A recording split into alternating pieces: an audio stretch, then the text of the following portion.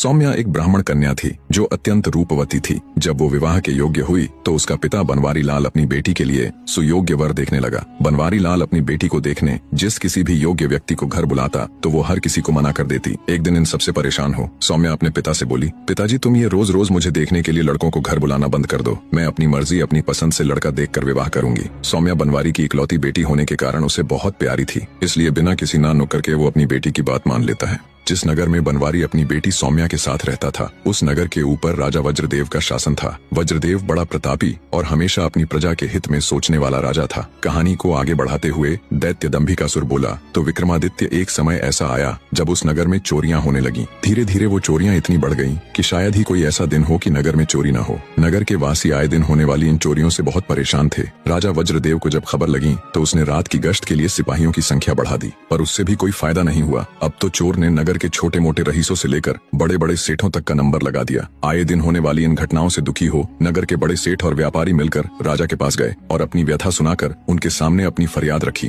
राजा वज्रदेव ने उनका दुखड़ा सुन अपने सभी सिपाहियों को दिन रात नगर के कोने कोने में तैनात कर दिया, पर फिर भी चोरियां कम नहीं हुई। अब राजा के लिए भी ये विषय अत्यंत गूढ़ बन गया। उसने विचार किया कि कहीं मेरे सिपाही भी चोर के साथ न मिल गए हों। अंततः राजा वज्रदेव ने खुद चोरों को पकड़ने का बीड़ा उठाया। अब हर रात को वो खुद अपने कुछ सिपाहियों की टुकड़ी लेकर राज्य में गश्त के लिए निकलता। जब राजा सजग हुआ तो कुछ समय के लिए चोरियां रुक गईं, पर एक रात जब राजा गश्त पर था तो उसने एक संदिग्ध व्यक्ति को भागते हुए देखा। राजा ने तुरंत अपने सिपाहियों को आदेश दिया, उसे फौरन पकड़ो। राजा का हुक्म मिलते ही सिपाहियों ने दौड़कर उस चोर को दबोच लिया। उसे राजा के सामने पेश किया गया तो उसके पास से चोरी का सामान भी मिला। जब राजा ने सख्ती से उससे पूछा तो उसने चोर होने की बात कबूल ली। राजा ने क्रोधित होते हुए अपने सिपाहियों को आदेश दिया कि इसे कैद खाने में बंद कर दिया जाए। अगले दिन राजा ने पूरे नगर में ढिंढोरा पिटवा दिया कि चोर पकड़ा गया है। कल उसको सारे शहर में घुमाने के बाद फांसी पर लटका दिया जाएगा। चोर के पकड़े जाने के समाचार पर सारे नगर में खुशी का माहौल हो गया। जब उस चोर को नगर परिक्रमा के लिए निकाला गया तो सारा नगर उसे देखने के लिए टूट पड़ा। स्त्रियां अपने घरों के झरोखों और छतों पर आ गईं। आदमी गलियों में अपने अपने घरों के बाहर खड़े हो गए।